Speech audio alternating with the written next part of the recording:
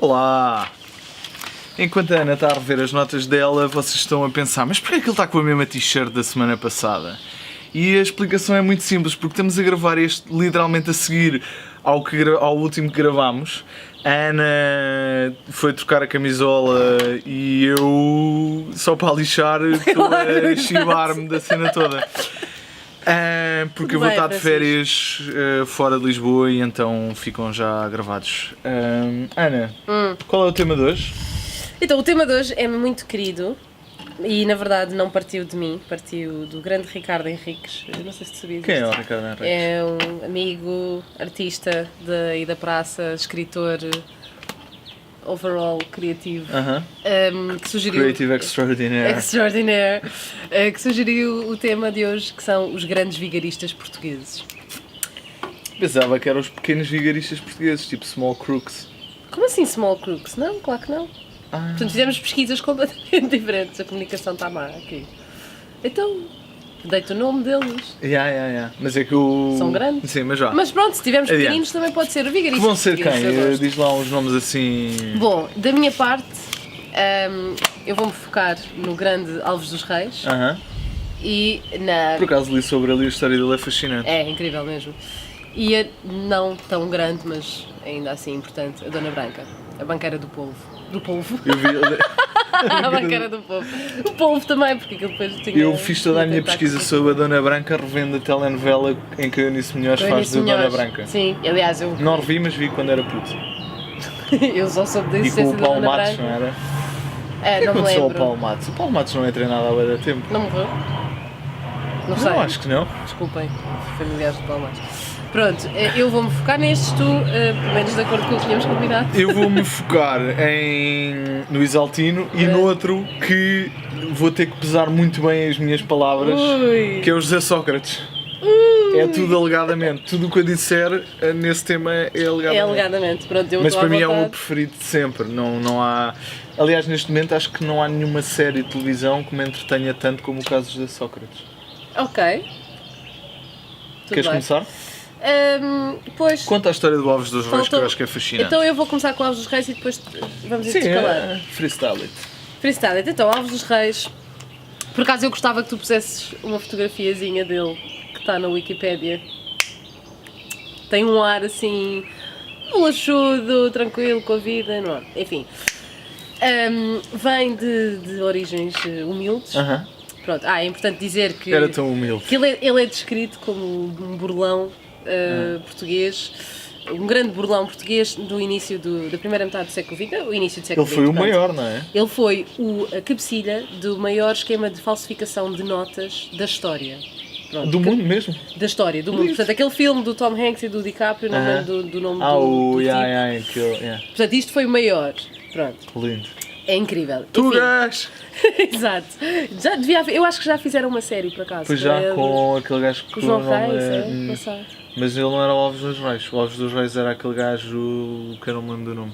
Pronto, eu começo por pedir desculpa porque eu estou aqui com as notas porque é um bocadinho complicado explicar o esquema e eu também não tive muito tempo a pesquisar, devia ter dado mais tempo. Anyway, pronto, o que interessa aqui é que ele vem de umas origens dizer humildes. a pessoa maior especialista em Alves dos Reis. Não, porque depois vem um gajo que fez uma tese de doutoramento sobre o Alves dos Reis. Esta gaja não sabe nada. Pronto, então, para de me interromper. Vem de origens humildes. Acho um fator interessante. O pai dele era cangalheiro. Eu acho que é assim. Deve ser difícil seres puto e dizes que o teu pai é cangalheiro. Pronto, Nessa então, altura toda a gente era cangalheiro. Claro, também é verdade. Entretanto, cresceu, casou com uma mulher de uma condição social superior à dele, que eu imagino que já tenha sido aí a primeira vigarice, o gajo conseguiu sacar uma mulher mais rica e pronto. E para fugir à constante censura da família dela e humilhação por ele ser de uma classe mais baixa, emigraram para Angola e logo aí foi a primeira... O mundo mudou pouco, Portugal não mudou nada. Mas espera, esta parte mudou, porque então ele fez o primeiro ano de engenharia no ensino superior, mas não concluiu e falsificou um diploma de Oxford para ir para Angola como engenheiro. Portugal não mudou nada. Ok, tudo bem. Verdade, então, bom ponto. Bom, e acho que o diploma era incrível porque era super detalhado. E era uma escola de engenharia que nem existia, acho eu. O quê? Oxford? Não, Oxford, mas tipo, imagina, Oxford tem lá School of não sei o quê, e essa escola em específico não existia. Mas o diploma tinha tudo detalhado, o que é que ele sabia, geologia, física aplicada, metalurgia, não sei o quê. Bom, o homem sabia de tudo. E foi trabalhar para os caminhos de ferro de Angola. Pronto. O que é que ele fez? Com um cheque sem cobertura, comprou a maioria das ações dos caminhos de ferro de Angola e assim tornou-se rico, porque qual é que era o esquema dele? Ele comprava com um cheque sem cobertura e depois usava o capital da empresa para cobrir o cheque e assim capitalizar o seu investimento, que era bola, zero. Que gênio. Sim, mesmo. Pronto, nesta altura tudo era mais fácil porque, claro, não havia mais ou menos. Não havia... Então não havia dados, não havia informatização. Mas tens os dois lados, que é, por um lado era mais fácil fazer isso porque era mais difícil apanhá-lo, mas por outro lado também era muito mais difícil aprender esses esquemas. Porque imagina, hoje vais à internet e queres burlas, não, e aprendes. Há uma cena incrível que é, e pouco depois ele voltou a Portugal em 1922. Espera aí, pausa para o avião.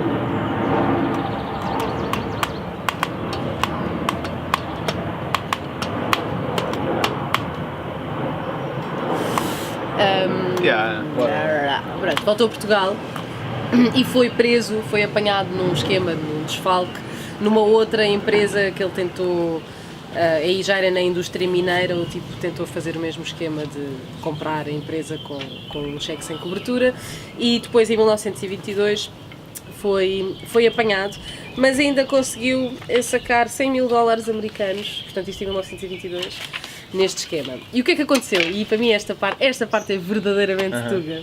Foi preso, não teve grande pena, ficou preso só 54 dias, ou o que é que foi, que foram os dias que ele precisava para conceber o plano das notas de 500, da falsificação das notas de 500. É incrível, a sério, o homem que não parava, estava ali.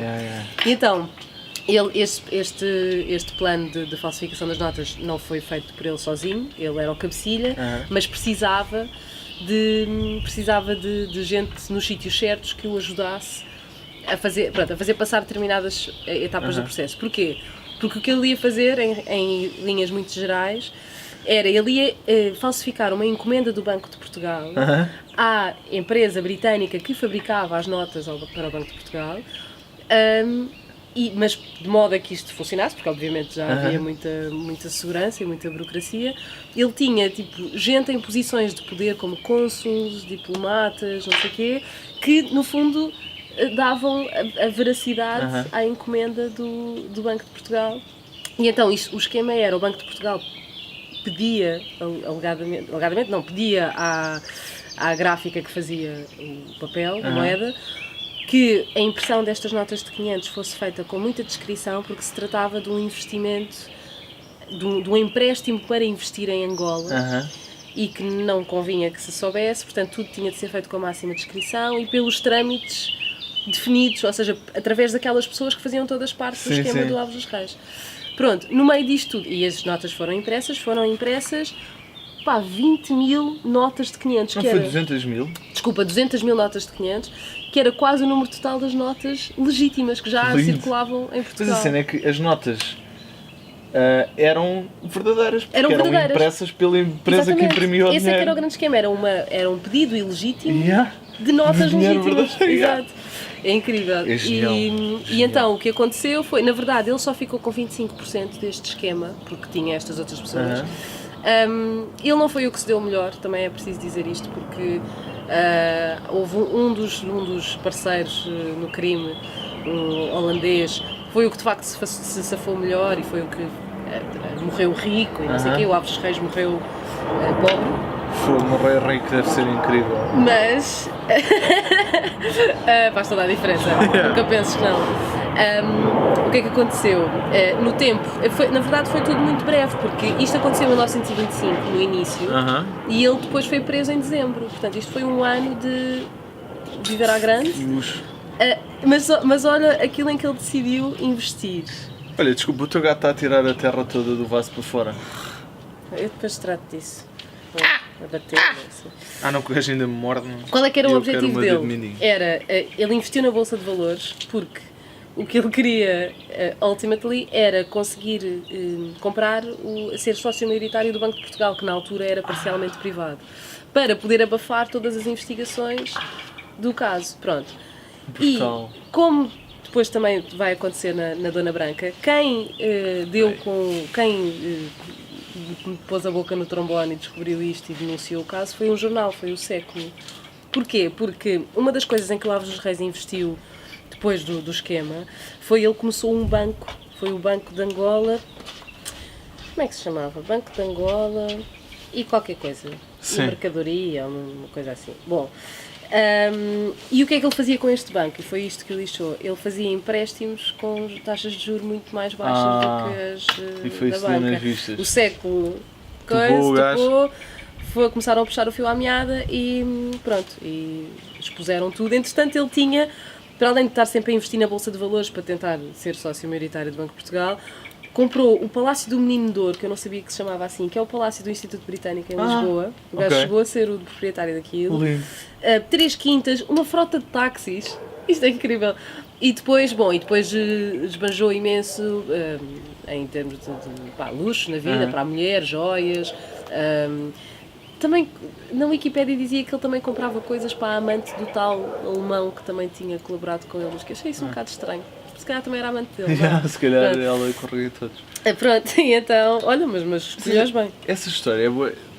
Conclui, desculpa. Pronto, e entretanto o Século descobriu, ele foi preso. Entretanto o Século descobriu e depois houve um comitê do Banco de Portugal dedicado a descobrir se de facto havia notas falsas ou não.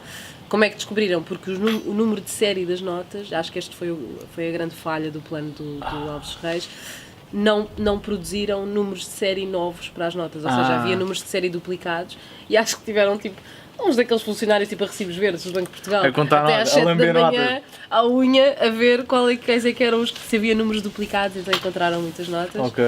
Ele foi preso, teve 20 anos preso e saiu e ofereceram-lhe, esta é mesmo para humilhar o gajo, ofereceram-lhe um cargo como empregado bancário e ele Aí recusou. é fogo. Mas é mais ou menos a história do filme do Scorsese. É verdade, exatamente. E que é uma história real. Yeah. Não é? E o que aconteceu foi que 10 anos depois ele morreu na pobreza com um ataque cardíaco. Queria só dizer que esqueci de dizer isto na altura, quando ele foi preso pelo esquema das notas, ele tinha 27 anos. É impressionante. Já tinha ido para Angola, já tinha feito grandes esquemas. O que é que a gente fez da nossa vida, hein? Não, pá, não sei, Francisco, eu não sei. Mas eu acho essa história bué fixe. Primeiro porque é bué fixe, tipo, toda a narrativa de um gajo que vem de origens humildes e o objetivo dele ser sócio do Banco de Portugal. Tipo, ele não queria ser rico, ele queria ser dono do dinheiro. Sim, ele queria ser dono do dinheiro. Ele queria ser dono do dinheiro. Sim, exatamente. Que é uma cena, tipo, É verdade. narrativamente, tipo, bué fixe. É mesmo, pá... Tipo, é bué... Eu acho que é personagem daquelas de filme. histórias de a total ausência de poder e seres um anónimo e a verdadeira ascensão que tu queres é chegar ao poder, não é só ter uns trocos para poder gastar em joias. É seres o gajo que se faz ver, que se faz notar. E depois outra coisa que eu acho fascinante nesta história, que liga com muitas coisas de Portugal, que é tudo começa com um título falso, que é o título de engenheiro. Que é uma coisa que o Tuga adora, que é o seu títulozinho. Queres fazer uma passagem? Não, porque isto vai estar ligado com tudo, que é o senhor engenheiro, o senhor doutor, porque tudo é permitido se fores o senhor doutor ou o senhor engenheiro. Sim, ou cada vez etc. menos. Menos, sim, mas... Porque agora é uma coisa massificada, não é? Mas foi uma coisa... Em 1925 não era qualquer gajo que era engenheiro, não é? Exato, sim, mas isto durou durante muito tempo. Sim, é recente. Agora toda a gente é doutor e pronto, e já se sabe que isso não te garante Mas nada. mesmo assim eu acho que continua a cena do título. Aliás, tu vês a quantidade de políticos que, e não devem ser os únicos que foram apanhados, não devem ser os únicos, que é a cena do título, de ter a licenciatura, de... Pá, se calhar... Porque depois... Os gajos que são apanhados nunca são apanhados só nisso, estás a ver? Porque podia ser o caso de, pá, este gajo é incrível naquilo que faz, mas tipo, não tem a licenciatura, mas não. Há toda uma série de falcatruas. Eu acho que sim, eu concordo contigo, mas depois tens casos como o da Dona Branca, não é? E a Dona Branca Passo para a Dona Passa Branca? para a Dona Passo para a Branca. Dona Branca, pronto. A Dona Branca foi uma agiota dali dos anos 80. Não, dos anos 80 não, menos. Ela nasceu em 1901, portanto veio de meios muito, muito, muito humildes, ou seja, nem a instrução primária acabou. Portanto, mal sabia ler e escrever, mas era incrivelmente inteligente, portanto, tinha grandes capacidades de conceitos matemáticos, de compreender conceitos matemáticos, conceitos Criar de um gestão, esquema piramidal. de criar um esquema piramidal. Sim, Pronto. sim, sim. E ela começou com uma coisa tão simples como era uma miúda de que andava na rua e guardava o dinheiro das varinas, que as varinas faziam durante o dia, e como as varinas eram muito assaltadas, precisavam de ter o dinheiro num lugar seguro. Então ela guardava o dinheiro num lugar seguro e depois ficava com uma comissão ao fim do dia. Foi assim que ela começou. E depois das varinas passou para os vendedores de rua também, pronto, tudo assim. E então ela elaborou este plano. Pronto, isto também passava-se tudo na era salazarista, em que as pessoas tinham muito medo havia muita pobreza, toda a gente era muito ciosa das suas economias. O banco não era necessariamente um lugar seguro, ou também não eras capaz de capitalizar as tuas economias, e ela dava-te essa oportunidade. Oferecia 10% de juros. E era um esquema de pirâmide, tu vinhas e depositavas 20 contos, depois vinha o Zé e depositava 20 contos, entretanto tu já estavas a receber 2 contos dos 20 contos que o Zé depositou depois de ti, pronto. Então era tudo assim, tudo em esquema de pirâmide, e isto ganhou uma tal proporção que ela já tinha escritórios em vários pontos do país. Infelizmente o que lhe aconteceu foi que acabou por se associar com criminosos mesmo, pronto, gente da máfia, não sei Isso não sabia. e que acabaram por também por roubar a ela, porque entretanto... Mas não foi um jornal que... Calma. Ok. O que aconteceu também foi, ela tinha, havia para já, aquilo era escandaloso ao máximo, havia filas de gente à porta acho que ela tinha um escritório em Alvalade. Ok. E onde é que ela guardava o dinheiro? Em sacos de dinheiro na casa dela, onde quer que fosse, para ela não podia depositar o dinheiro, não é? Não tinham... Agora tive uma memória da telenovela em que a Eunice Munhoz está tipo, roubaram-lhe o dinheiro depois que lhe assaltaram o cofre. Exatamente, roubaram dinheiro. O tipo que tinha 60 mil contos, que era um dos tipos que era parceiro dela, que já lhe tinha sacado 60 mil contos. Pronto, o Paulo de Matos na novela que lhe roubou o dinheiro. Aceito. Ela já tinha despertado o interesse das autoridades, mas era esquemático ao ponto de subornar também as autoridades. Já tinha ali polícia no payroll dela. E o que aconteceu foi, como tu estavas a dizer, que em 1983 o jornal Tal e Qual denunciou o esquema. Porque o que é que, again, tal como o Alves dos Reis, o que é que despertou também grande interesse? Era que os juros dela competiam brutalmente com os da banca. Ela tinha juros de 10% e a banca tinha juros de 30%. 30%? E 30%. Estava lá escrito, estava escrito em 2 artigos. É uma coisa impressionante. Sério? Era o que estava lá escrito. O que é que Se está na internet vamos acreditar. Não vamos acreditar, mas pronto, era o que estava lá escrito. E o que é que aconteceu? Curiosamente, quando isto depois também é engraçado, a diferença de 1925 para 1980. Quando o Século denunciou Alves dos Reis, o gajo foi preso. Quando Tal e Qual denunciou a Dona Branca, as pessoas foram em massa tirar o dinheiro do banco e levar à Dona Branca. Porque obviamente queriam aquelas porcentagens incríveis de juros. A banca correu o risco de entrar em bancarrota. Pronto, então por causa disso é que ela foi presa e entretanto, também teve... Isso é bué bonito também, a ideia de que uma mulher pode quebrar o sistema financeiro do país. Mas achas que é bonito? Porque... Não, é bonito do ponto de vista de filme, da narrativa, estás a ver? Sim, claro. Tipo, é uma história bem engraçada. Claro. Ela depois foi julgada e foi presa, ficou presa 10 anos. E diz-me uma coisa, do ponto de vista das intenções, porque eu agora estou-me a lembrar da telenovela, que dava quando éramos putos. Eu não me putos, lembro nada. mas eu estou-me a lembrar perfeitamente quando ela é assaltada e a Eunice Munhoz dava, também por ser a Eunice Munhoz, uma empatia e humanidade à personagem. Verdade. Ela não era a vilã. Verdade. E eu lembro-me bué da bem. Pois, isto é bué marado, porque eu era bué puto e estou-me a lembrar bué bem disto e dela estar tipo bué triste e bué sofrida e quase quer dizer que fez aquilo pelas pessoas, estás a ver? Quais é que achas que eram as intentions? Olha, eu não sou, pronto, eu não sou nada fã da Dona Branca como sou do Alves dos Reis, precisamente porque ela prejudicou as pessoas e o Alves dos Reis não prejudicou ninguém a não ser o Banco de Portugal, que eu honestamente estou nas cintas.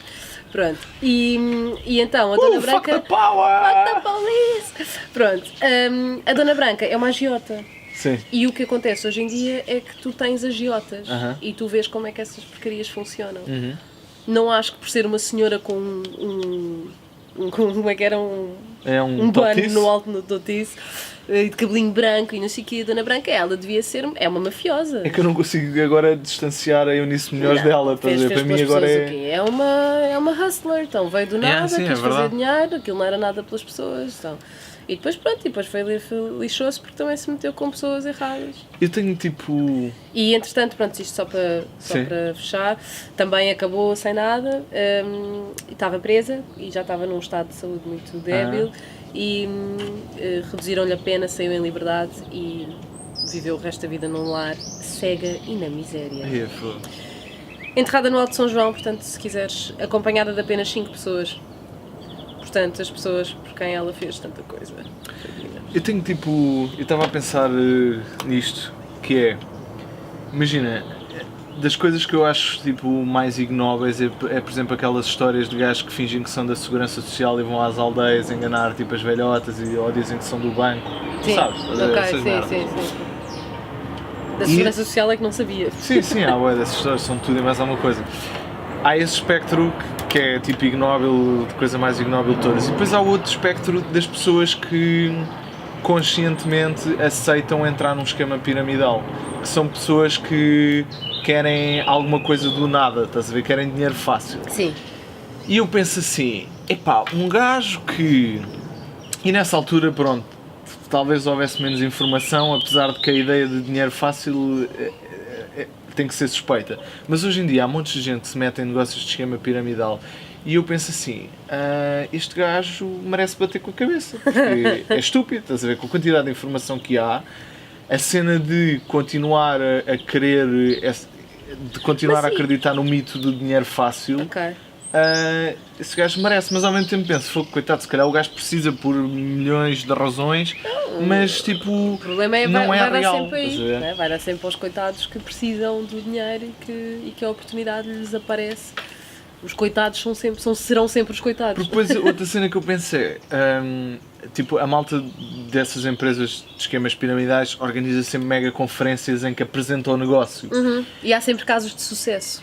Sim, Já há claro. imensos casos de sucesso. Mas a cena é, tu ao ires lá e tornaste um vendedor deles, tornas-te conivente, porque eu tenho a certeza, há boa gente, eu às vezes vejo essas pessoas a falar e eu penso, bué, eu vejo que as pessoas têm a noção de que aquilo que eles estão a dizer é uma vigarice, Tu queres mas que já acreditar. estão demasiado dentro da coisa. Eu acho que tu queres acreditar. E eu penso assim, é. este gajo sabe que me está a enganar, este gajo sabe que isto não é assim tão bom, Ok. mas já estás dentro e tens que continuar porque já meteste X euros naquilo. Bom, sim. Quando já estás nesse ponto, claro, já nem Não, tem a porque ver tens sempre, com... tu para entrar na cena tens sempre de Sim, meter dinheiro. mas vais sempre primeiro àquelas apresentações e depois os gajos perseguem durante uns tempos e não sei o quê e depois até meteres o dinheiro podes... A mim ninguém me faz isso porque eu não atendo o telefone a ninguém. A mim ninguém me faz isso porque eu não tenho dinheiro. A mim também, esqueci-me dessa parte. Esqueci-me dessa parte, É pá, é excelente não ter dinheiro porque... Por acaso é uma liberdade do caralho. É incrível, é verdade. Há que dizê-lo. É bom ter comida na mesa e um teto e não sei o quê, mas mais do que isso, de facto, como dizia o B.I.G., more money, more problems. Não? É mesmo. Yeah. Queres passar para Sim. o Isaltino? Fala do Isaltino.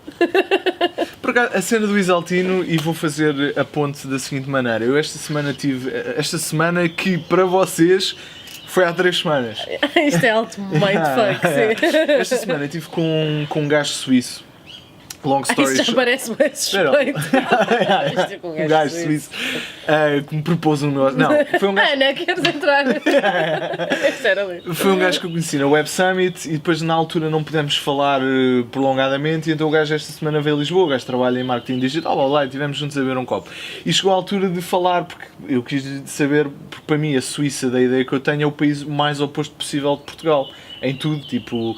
a falta de civismo e o civismo, a desorganização e a organização são pontos opostos. Então eu estava-lhe a contar estes aspectos de Portugal, falei-lhe da cena dos títulos, da malta aqui ser obcecada com títulos e até de que tu podes ligar para o banco e dizer que queres meter doutor no cartão, que o gajo achou a cena mais tipo, bizarra de todas. E depois conta-lhe a história do Isaltino, porque também tinha a cena presente na cabeça daquilo que íamos fazer. E aquilo que eu acho mais interessante na história do Isaltino, que foi um presidente de Câmara, para as duas pessoas que não sabem, presidente da Câmara de Oeiras, que foi condenado por fraude, branqueamento de capitais, etc. e fins, mais 2 ou 3 coisas. The whole shebang. The whole shebang. Foi condenado a 7 anos de prisão efetiva, das quais acho que cumpriu 2 e depois saiu em liberdade condicional. E aquilo que eu acho verdadeiramente interessante na história é, não sei se sabes, ele já disse que se vai candidatar às próximas autárquicas. Isto é incrível, é uma falta Não sabias de vergonha na cara. Não, ele disse. E o melhor, que é que eu acho mesmo interessante, é que eu tenho 100% de certezas que ele vai ganhar. Que ele vai ganhar, claro, eu também acho. E eu estava a contar isto ao gajo, e ele, não sei porquê... A mesma autarquia? Sim, deve ser. Oeiras? Não, deve ser Oeiras. Não, porque ele diz que tem a certeza que as pessoas do Oeiras sabem que ele é honesto e não sei o quê. Pronto, e eu estava a contar isto ao suíço e o gajo... Devíamos ter tipo uma bridge. Sim. E eu estava a contar isto ao suíço e ele disse-me que não sei porque ele tinha alto interesse pela cultura da Bósnia. Sim, com toda a razão. Eu também. Ficha, depois fazemos um podcast sobre isso. E então o gajo dizia-me que há um primeiro-ministro da Bósnia que toda a gente sabe e que há aquelas provas oficiosas de que é corrupto e que aquilo que o povo todo diz é: se ele é tão inteligente ao ponto de criar esquemas assim, então ele é um bom primeiro-ministro para termos a dirigir o nosso país. Portanto, o verdadeiro dirigente é aquele que sabe ser esquemático e... Que é exatamente a mesma lógica do Isaltino, é ele... E a do Sócrates também, muita gente disse que não, um dos pontos positivos do Sócrates era ser pelo Sócrates. O Sócrates é... Eu acho que só vejo que o Sócrates, tipo, a mesma reação que as pessoas têm com o Sócrates é que têm com o futebol, que é tipo, é visceral, é mesmo visceral. Há pessoas que são apaixonadas pelo Sócrates. Ele é jeitoso, eu também. Não, mas é bué marado o gajo libertar aquele tipo de reações nas pessoas. Deixa-me só parar a câmera, porque isto vai parar. Ana, já está. Desculpa. Pronto, e o Isaltino, e não sei se soubeste, esta para mim é tipo o ponto mais incrível da história do Sócrates, que é, há toda a história com o amigo dele, o Carlos Santos Silva, o primo dele, etc, etc. Acho que foi há 2 semanas, encontraram um papel na Suíça, num banco, em que diz que o Carlos Santos Silva, entre parênteses, tem mulher e filha. E nesse papel diz que em caso de morte do Carlos Santos Silva, 80% do dinheiro dele vai para o primo do Sócrates. Epá! Mas já está tudo out there, tipo, já não há nada. Tipo, a sério, estás a ver? Do Sócrates. Não é tipo... A prova, para qualquer pessoa com bom senso, tipo, pronto, aquilo diz tudo, estás a ver? Sim, é verdade. E não sei se soubeste, se não sabes isto também, mas os vigaristas também, há uma coisa que eu acho que é comum a todos estes vigaristas, pelo menos que estamos a falar, é que eles são muito queridos em Portugal, um pouco à semelhança dos serial killers, pronto, que é uma plataforma um pouco diferente, um patamar um pouco diferente. Os vigaristas têm sempre muito carinho por parte da maioria da população. O Sócrates... Mas, por exemplo, eu no caso do Alves dos Reis e da Dona Branca... tinha gente à porta, não houve gente à porta da penitenciária onde o gajo estava. Deve ter havido. A gritar e a dizer: Isaltino, aguenta, Porquê? não sei Porque quê. tanto o Alves dos Reis como a Dona Branca como o Isaltino jogam bué a cartada do Robin dos Bosques. Que é tirar... O Isaltino era exatamente a mesma coisa. Por isso é que, ele rouba. E ele rouba a quem? Rouba a... Claro, para nos dar a nós, estás a ver? Mas a Dona Branca não, a Dona Branca roubava toda a gente, o esquema era com o povo.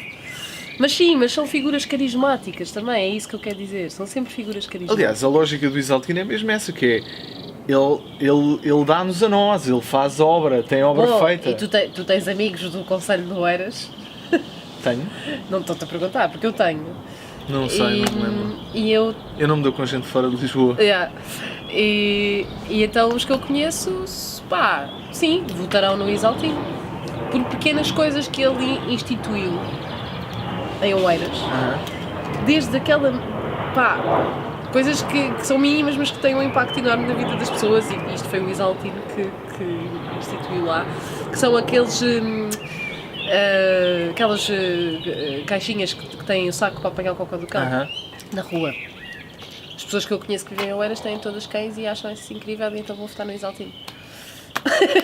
Pá, estás a ver? E não Quer dizer, vou interessa, votar, eu imagino que vou votar. e não interessa se o gajo esteve preso pelas razões que teve, provadas, porque ele continua a dizer que é inocente, tal como o Sócrates continua, tal como...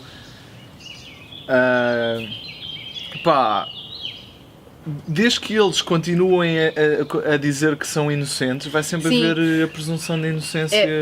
No caso destes dois de que eu falei, que são mais antigos, já temos o intervalo, não é? Já temos a distância temporal que dá o caso como fechado, são culpados e são culpados. Tanto o Isaltino como o Sócrates são casos que estão Sim, sim. a decorrer, portanto não é ainda taxativo que eles são culpados ou Sim, inocentes. sim, tudo o que eu estou a dizer é... Não é isso que eu quero dizer, estou a pensar daqui a 50 alegadamente. anos, daqui a 50 ou mais, Aham. porque eles terão de morrer, entretanto, Aham. portanto, e terá de passar algum tempo, vai-se ver como é que a história refere estas pessoas, se como, Sim, sim. se como grandes dirigentes, se como grandes vigaristas. Porque até se pode dar, imagina, vamos dar aqui tipo um exercício de benefício da dúvida ao Sócrates. As suspeitas que houve sobre ele desde sempre, que foi tipo as casas da beira, a licenciatura, o Freeport, o dinheiro do Santos Silva, etc. Vamos supor que é uma cabala como ele diz. Então ele é a pessoa mais perseguida de Portugal. da política. E ou de perseguida Portugal, por quem? sim. Quem é que o está a perseguir? O regime político já mudou várias vezes Pois, desde todas estas é histórias, sempre a desde as casas da oposição, beira, não é? desde... Sim. Ahm, Sim, mas a verdade é que um dos... A verdade. será tudo Calma. mentira?